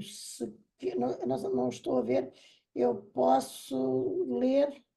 Miguel não é capaz de ter E tido ele que está por desligar. aí. A pergunta é para Paulo Lourenço. Imagino que tem um orçamento para reforço antissísmico. Qual a prioridade? Alguns edifícios críticos ou um ou mais edifícios de habitação? Ok. Isto para Paulo Lourenço. A Posso, questão. posso responder? Não sei se mais Sim, sim. algum. Já vê Depois mais há alguma uma questão? outra, mas esta é para o Rui Pinho, que pergunta: por que não promover construções em madeira que sequestram CO2? Portanto, são estas duas Podíamos perguntas começar por por estas agora. duas e depois estendemos o diálogo a mais gente, então. Vai, Paulo, começa Ok. tu e depois respondo eu. É uma boa pergunta. Quer dizer, isto é sempre complicado. Há duas hipóteses. Uma é com base no sentimento. A outra é ter um estudo de risco que permita definir prioridades. Agora, é evidente que acho que as boas notícias dos eventos extremos é que, teoricamente, não ocorrem repetidamente, porque se ocorressem repetidamente não eram extremos, e assim sendo, temos tempo. E, portanto, isto tem de ser plano a 2 décadas, a 3 décadas, ninguém vai mitigar o risco de imediato. E, portanto, eu diria que num cenário favorável, num cenário em que se definirmos como sociedade que o risco atual é inaceitável em determinadas zonas do país, devemos alocar orçamento para isso. E isso resolve-se em 2 ou 3 décadas, não tenho dúvidas sobre isso. Existem vários estudos que o demonstram, não é? E a Não sei outra, se respondi. Sim. a outra questão. Portanto, em relação à outra questão, que agradeço, e agradeço também os comentários muito gentis do colega e amigo Arthur Pinto, mas a segunda questão do Miguel Miranda, confirmo que é isso que se está a fazer cada vez mais. Cada vez mais se constrói ou se tenta construir em madeira. Eu conheço bem a realidade italiana e posso confirmar que em Itália se faz sempre mais em madeira, exatamente porque é um material que sequestra CO2, portanto um material que tem uma série de vantagens, mas e os reforços sísmicos que eu mostrei nos meus slides eram reforços sísmicos que utilizavam naqueles slides que mostrava exemplo, mostravam exatamente painéis externos de madeira, CLT, Cross Laminated Timber, mas a realidade é que não se pode pensar que a solução para todo os edifícios de todo o mundo, todo o património de construção, possa ser resolvida com o recurso à madeira. É impossível. Não há a mínima hipótese. E, portanto, existe uma perfeita consciência da nossa indústria de construção que as soluções que temos que procurar e encontrar de materiais com um impacto ambiental menor não podem ser soluções baseadas única e exclusivamente na madeira, mas têm que ser soluções que utilizam também os aços com componentes químicas que foram construídos, que foram preparados com uma emissão de CO2 inferior. Os betões de hoje, as argamassas de hoje, cada vez mais utilizam materiais que tem, de novo, um impacto ambiental inferior e, portanto, é uma estratégia que tem que considerar todos os materiais de construção e não só a madeira. A madeira sozinha não basta, não chega, seria totalmente impensável pensar que a madeira é. Mas concordo plenamente e confirmo que cada vez mais se está a utilizar a madeira em Itália, um país com um nível de perigosidade muito elevado e cada vez mais se utiliza madeira. Há Muito uma outra bem. pergunta aqui de Artur Pinto, que diz grande avanço da engenharia, modelação, etc. E qual o interesse e o envolvimento das autoridades nacionais na preservação do património? E depois, Direção-Geral do Património e interrogação. Eu penso que é para o professor Paulo Paulo Lourenço. Lourenço. Paulo Lourenço. Paulo Lourenço, exato. Ok, obrigado pela questão. Eu acho que o interesse é muito grande, portanto, nós temos tido colaboração ampla com diversas instituições. Neste momento, por exemplo, temos uma estudante de doutoramento 1 ano na Câmara Municipal de Lisboa, trabalhamos na grande obra do PRR, por exemplo, que é o Museu Nacional de Arqueologia. Portanto, eu acho que a colaboração é franca. É evidente que a nossa missão é uma missão essencialmente digamos, eu diria, universitária, de devolver à sociedade o investimento público, criando valor e criando profissionais. E, portanto, a nossa missão essa é a nossa missão essencial. Temos a sorte de conseguir utilizar parte do conhecimento em trabalhos muito complexos, mas os trabalhos regulares da engenharia não devem ser certamente a nossa ambição. Para isso existe uma comunidade técnica habilitada e de qualidade.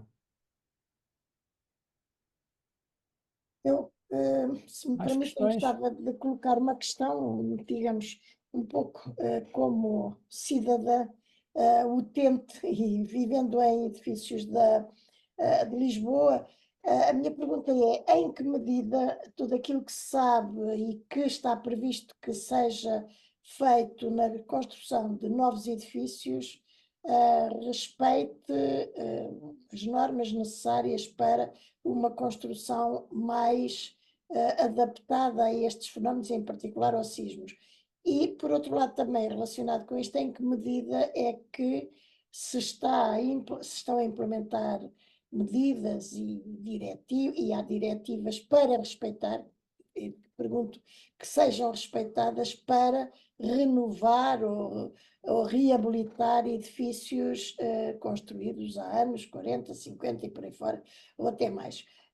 Podemos estar descansados que aquelas etiquetas que hoje se atribuem aos edifícios quando são construídos e quando são comprados têm respeitado as normas, porque por vezes há normas muito bem feitas, devidamente descritas, mas depois não há fiscalização e a construção pode ser honesta ou menos honesta, não digo desonesta, mas pode ser mais honesta ou menos honesta.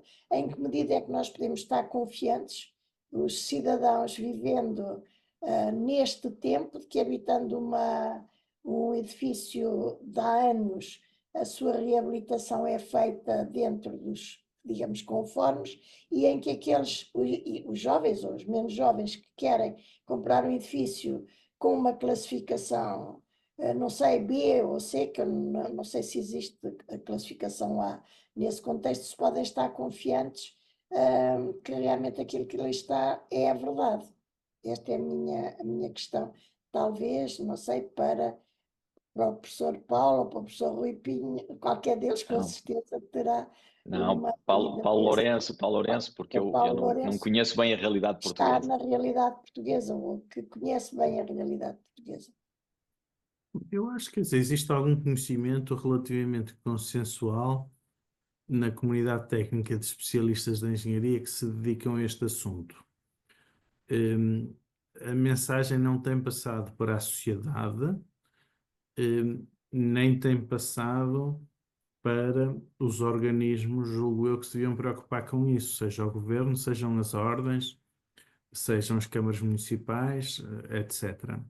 E, portanto, eu diria que a normativa que nós temos é adequada, é uma normativa europeia de qualidade. O que se verifica internacionalmente é que, nos casos em que a perigosidade é elevada, eu diria, talvez nos casos em que o risco é elevado e o risco deveria vir ou da perigosidade ou da exposição, assumindo que a vulnerabilidade fosse mais ou menos uniforme. Por exemplo, quando falamos em Portugal, nós sabemos que a perigosidade mais elevada é certamente no Algarve e no sul do país. Sabemos que a exposição mais elevada é certamente em Lisboa, onde mora 30% da população na AML. E, portanto, eu diria que nessas zonas, não haver um controle de qualidade do que é feito é incompreensível de um ponto de vista de defesa da sociedade e dos cidadãos. E, portanto, o que acontece normalmente em vários países é que existe uma figura de revisão de projeto. Noutros países, isto pode ser feito de forma generalizada ou pode ser feita de forma aleatória, portanto, em alguns projetos. O colega Rui Pinho poderá falar em Itália, mas existem muitas câmaras italianas que todos os projetos são revistos. E, portanto, eu acho que Portugal está a atuar mal na defesa do bem público e na defesa dos cidadãos.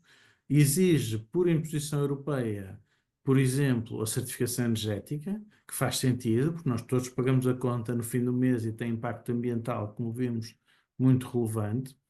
Existe, por exemplo, uma certificação acústica, existe certificação nas comunicações e na sísmica ninguém quer saber.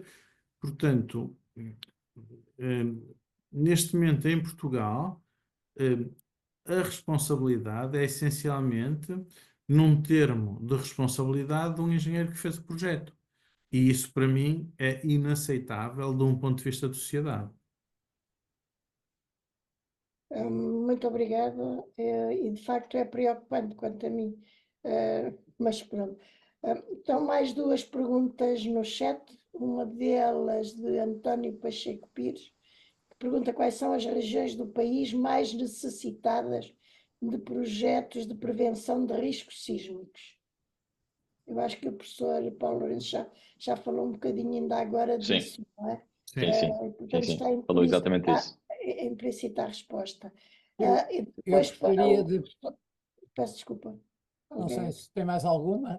Há também uma do professor, para o professor Rui Pinho, que diz Welcome to the Club, mas depois devemos começar a introduzir estes aspectos na regulamentação, a primeira pergunta, e depois como? Sim, obrigado, agradeço de novo ao colega e amigo Artur Pinto pela pergunta. Confirmo aquilo que dizia o professor Paulo Lourenço, que de facto em Itália muitas câmaras municipais têm um processo de verifica dos projetos, que é um processo nas câmaras municipais pequenas, é para todos os projetos, naquelas mais grandes é um processo aleatório, e portanto os projetistas sabem que o projeto deles pode ser verificado. Existem também plataformas que até desenvolvemos algumas nós aqui no YouCenter, em que controlam alguns parâmetros base e tentam fazer um pré-screening para tentar já fazer passar alguns projetos e depois os outros controlar melhor. E aqueles que não passam o primeiro filtro são depois controlados no detalhe pelos engenheiros das câmaras municipais. Portanto, de facto, isto que o colega professor Lourenço dizia, confirmo. Mas, respondendo, portanto, à pergunta do colega Artur Pinto, não obstante estes aspectos positivos, de facto, a parte de regulamentação para a projetação e o reforço integrado, ainda estamos longe. Portanto, nós, apesar de haver já edifícios, e eu conheço edifícios em que estes tipos de reforços integrados foram realizados na prática, mas a nível de, de regulamentos, isto não está ainda implementado. Portanto, não existe ainda esta necessidade obrigatória de fazer esta classificação integrada e estas intervenções, estes reforços integrados. Portanto, Itália, em alguns aspectos, de facto, está melhor do que Portugal, mas em outros aspectos tem as mesmas dificuldades que existem em Portugal e certamente a parte regulamentar é uma delas. Mais alguma questão?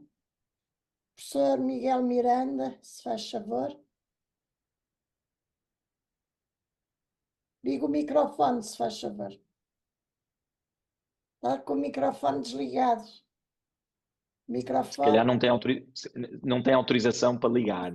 Se calhar precisa que alguém, que nós... Já está, já está. Okay. Já está. Foi a professora Salomé que me tinha cortado o pio.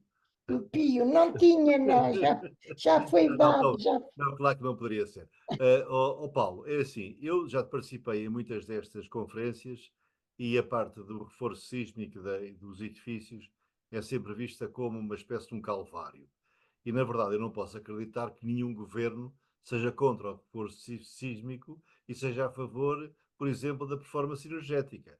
Isso não é possível, não faz parte do programa de nenhum partido. Portanto, o que me parece é que, do ponto de vista desta comunidade, nunca foi possível apresentar um programa que fosse execuível financeiramente. Quer dizer, ou se tem programas maximalistas, e eu participei em várias vezes e aqueles que foram apresentados, que na verdade depois geram, do ponto de vista dos decisores, uma reação de epá, isso é impossível, não vamos fazer isso. E nunca se consegue, se calhar pela natureza do problema, ter uma aproximação mais progressiva e mais construtiva. Por isso é que eu digo, imagina, outra pergunta que eu fiz, nós temos um certo budget. Podia-se ter esse budget no PRR. Se fôssemos gastar, gastávamos-lo em quê? Exatamente. Eu acho que isso é uma pergunta que tem que ser respondida pela comunidade.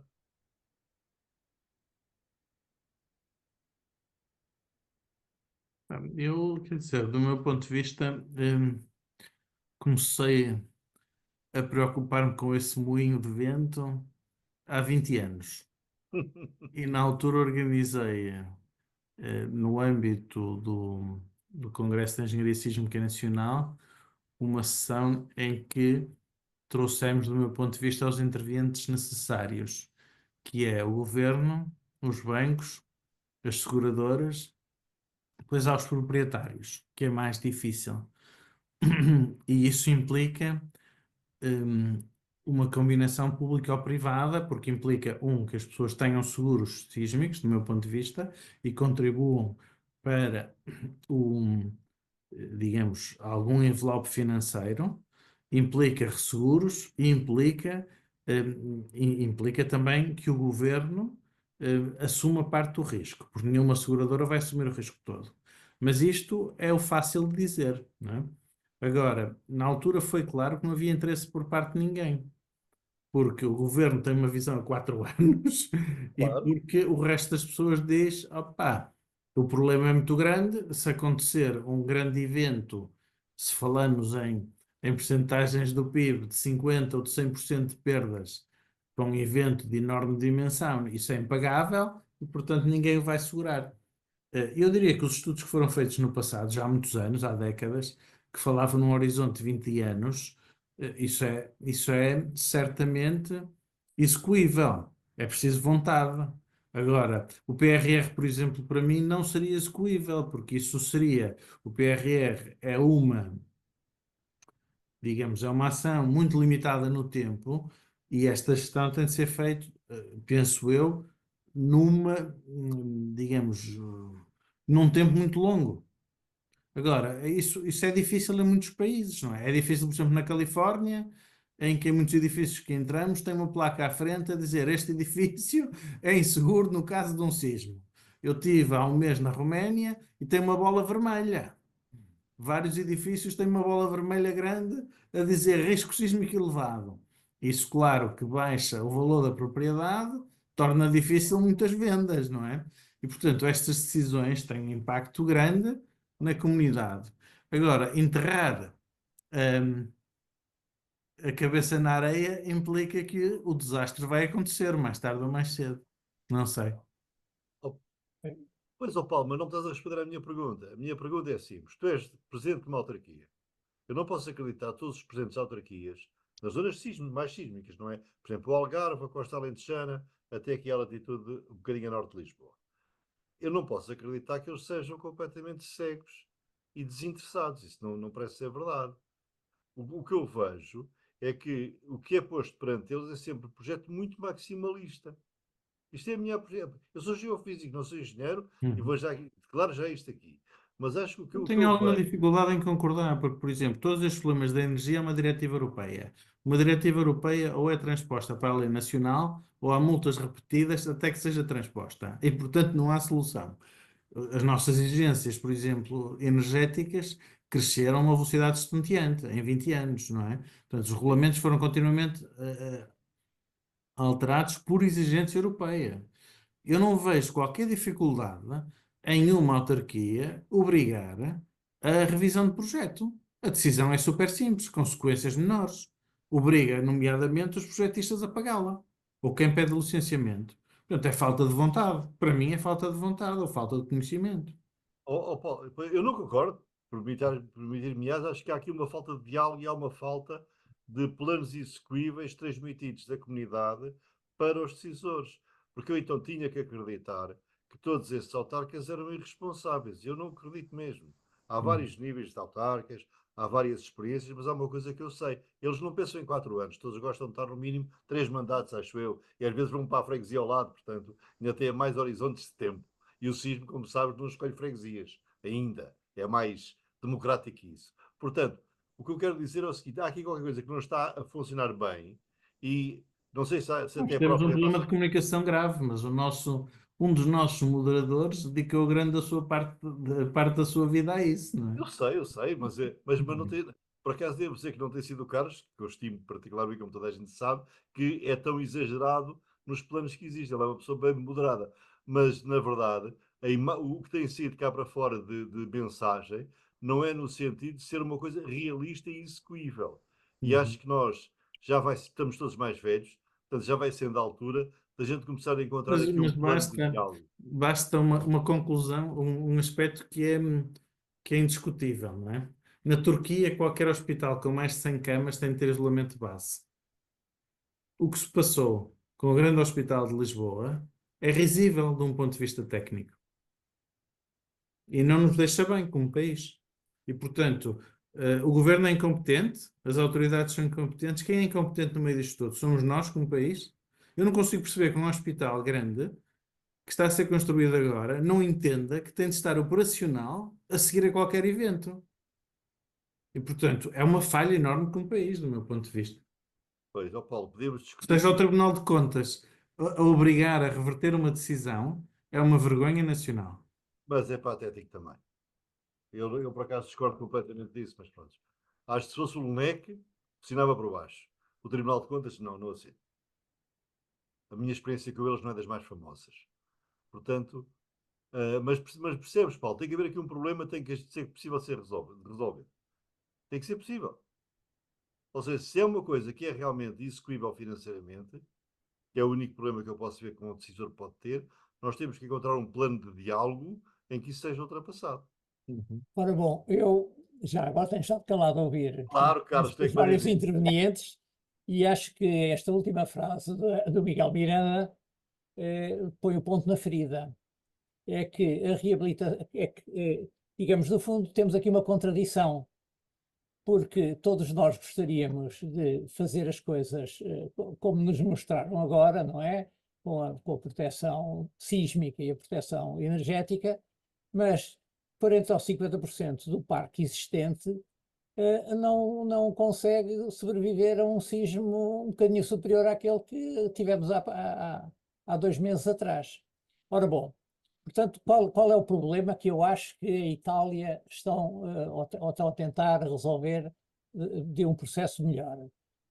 O que acontece é que nós na reabilitação temos 2 níveis. Temos a reabilitação, digamos, de uma faixa dos imobiliários que utilizam a reabilitação cumprindo as normas, mas para, digamos, para ganhar dinheiro, desculpem aqui a forma de falar, são, como no século XVII, são prédios de rendimento, e teremos ao mesmo lado, temos, digamos, os edifícios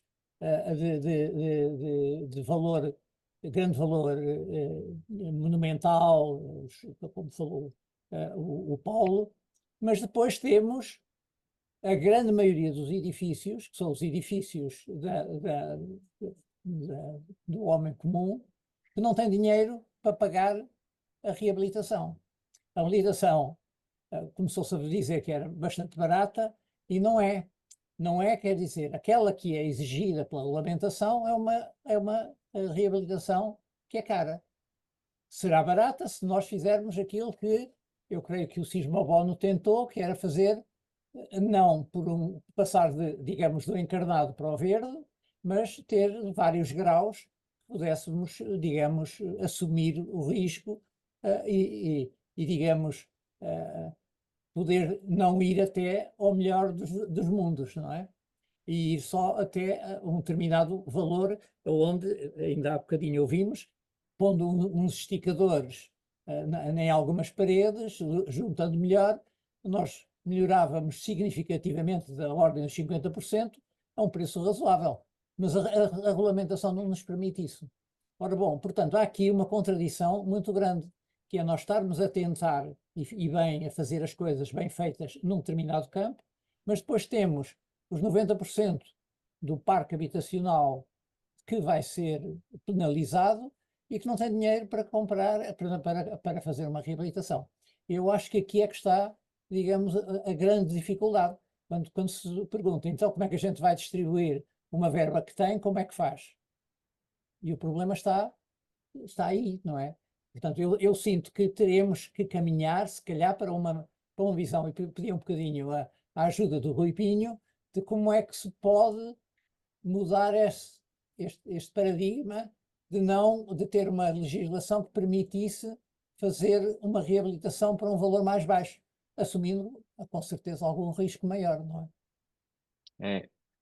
Confirmo, foi a grande diferença em Itália foi exatamente isso, foi a possibilidade de fazer aquilo que se chamava não adequação, em italiano é adequamento, adequação sísmica, não sei como é que é a palavra portuguesa justa, mas melhoramento. E, portanto, melhoria sísmica. E, portanto, em Itália, eu poderia ter acesso a financiamento, bastando para isso demonstrar que o meu projeto melhorava o comportamento sísmico, mesmo se não fosse um comportamento sísmico completamente, digamos, a par com a nova regulamentação. Mas já um melhoramento, portanto, um reforço modesto, mas que melhorava, era já suficiente para que o governo reconhecesse e, portanto, que desse este famoso Sisma Bónus. E isto é fundamental. A Nova Zelândia fez isso desde há 25 anos. Tem isto também na regulamentação deles. Isto é a possibilidade de melhorar, não necessariamente ao nível, ao 100% da capacidade sísmica requerida para os edifícios novos, mas melhorar só, aumentar em 30%, ou chegar aos 66%, são níveis que são aceitos. E isso é fundamental. Não tenho a mínima dúvida, estou perfeitamente de acordo que se isso não for consentido, vai ser muito difícil que a maior parte dos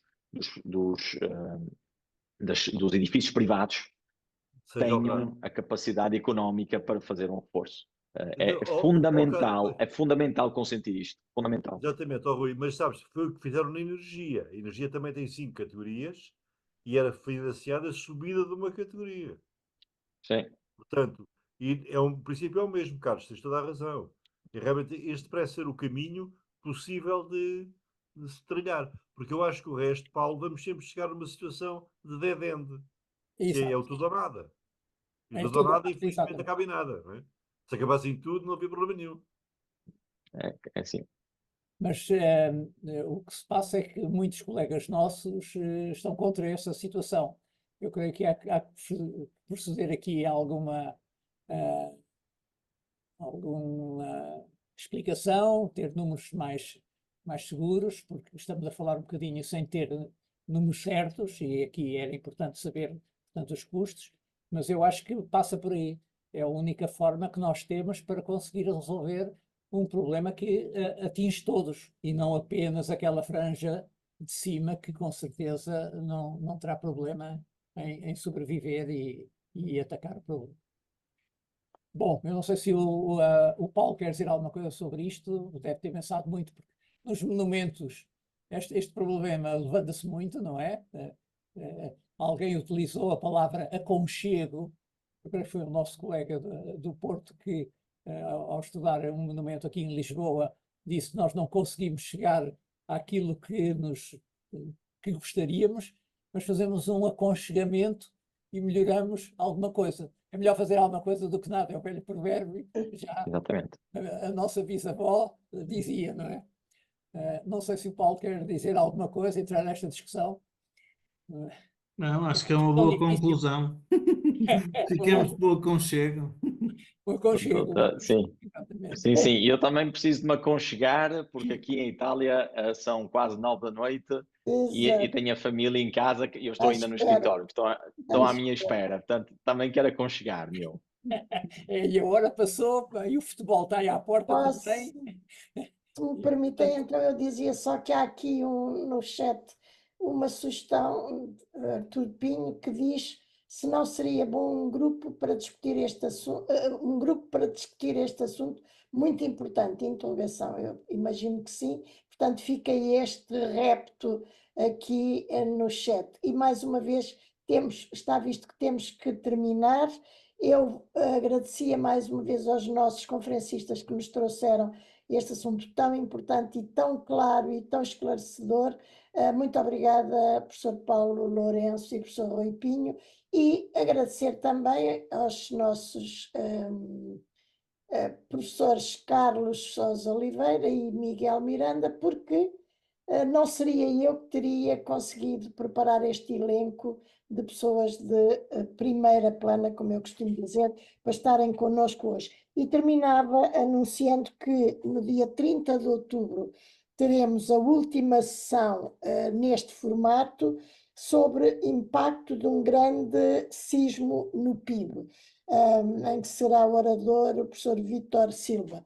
E também anunciar que no dia 9 teremos o encerramento deste ciclo com uma atividade presencial na Academia das Ciências de Lisboa, em que a parte da manhã terá conferências ainda e a parte da tarde terá várias atividades de demonstração, quer de atividade no sentido de conhecimento e do que se faz sobre sismos, quer de algumas demonstrações e revista por uma série de livros que têm sido consagrados a este problema dos sismos.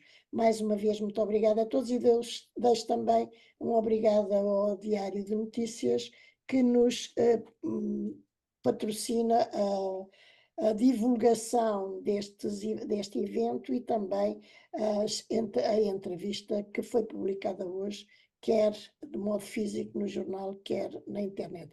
Muito obrigada mais uma vez e a todos os que quiseram estar connosco, cheios de força até agora e que contamos com a vossa presença na próxima sessão. Muito obrigada. Eu já agora só mais uma questão, um pormenor, que era o seguinte, os YouTubes com as gravações de todos os seminários que foram feitos até hoje já estão disponíveis. Nós iremos enviar o link para chegarem lá. Já está preparado. Eu acho que está hoje já estava o link enviado, mas pronto, é sempre possível voltar como é que é? A informação da Academia das Ciências que tem, penso eu, na agenda o link já também para os YouTube. Muito obrigada a todos mais uma vez e até à próxima.